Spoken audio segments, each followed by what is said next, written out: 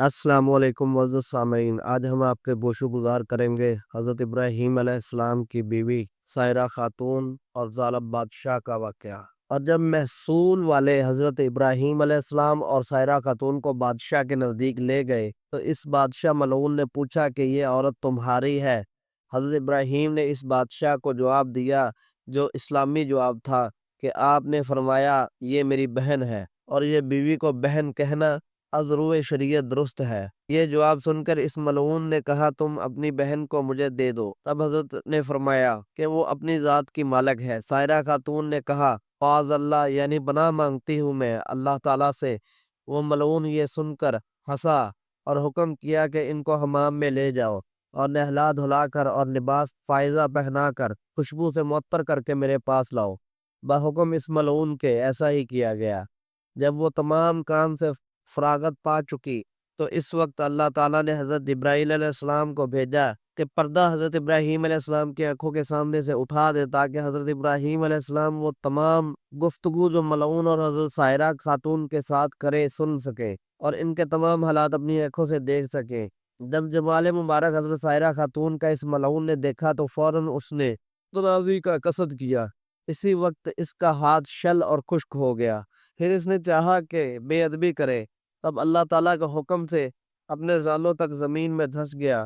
جب اس کا کوئی بس نہ چل سکا تو فوراً کہنے لگا یہ عورت تو جادوگر ہے۔ حضرت سائرہ خاتون نے اس ملعون سے کہا بدبخت میں جادوگر نہیں ہوں، لیکن خاوند میرا خداوند قدوس کا دوست ہے، جب سب کی نگہبانی کرنے والا ہے، اور میرا خاوند خداوند کریم کی درگاہ میں دعا کرتا ہے تاکہ تو مجھے بے عزت نہ کر سکے۔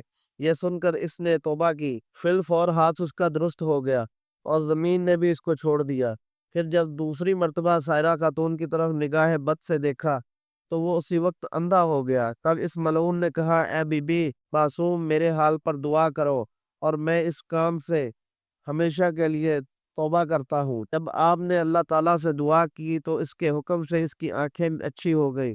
پھر جب حالات ٹھیک ہو گئے تو غلبہ شیطانی سے عہد شکنی کرنی چاہی کہ میں حضرت سائرہ خاتون پر دراز ہوں، تو اسی وقت تمام بدن اس کا خشک اور شل ہو گیا اور پھر آنکھیں جاتی رہی۔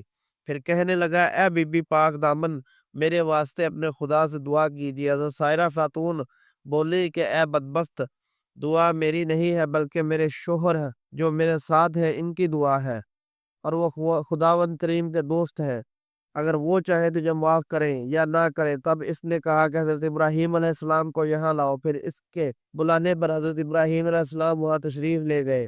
وہ بادشاہ بولا ہے ابراہیم علیہ السلام مجھے معاف کیجیے، میں نے آپ پر بڑا ظلم کیا ہے اور میں توبۃ النصوح کرتا ہوں۔ حضرت ابراہیم علیہ السلام نے اس بادشاہ سے کہا یہ میرے حکم سے نہیں ہے، یہ سب خداوند قدوس کے حکم سے ہے جو تمام جہان کا رب و مالک ہے۔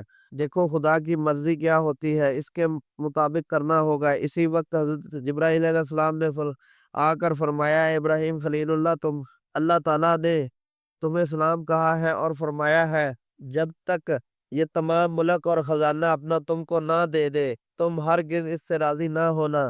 پھر حضرت ابراہیم علیہ السلام نے اس بادشاہ سے یہ بات کہی کہ میرا رب ایسا فرماتا ہے۔ بادشاہ نے حضرت ابراہیم علیہ السلام سے جب یہ باتیں سنی تو تمام سلطنت لا کر اور تمام خزانہ حضرت ابراہیم کو ہدیہ کر دیا۔ یہ کیفیت ہونے پر پھر حضرت ابراہیم علیہ السلام نے اس بادشاہ کے حال پر دعا کی اور اس نے دعا کی برکت سے صحت و تندرستی پائی۔ مروی ہے کہ حضرت ابراہیم علیہ السلام اس مملکت کے دو حصے کر کے آدھا حصہ جو جانب کنعان کے تھا آپ نے خود لے لیا اور باقی جو حصہ بچا تھا اسی کو واپس دے دیا۔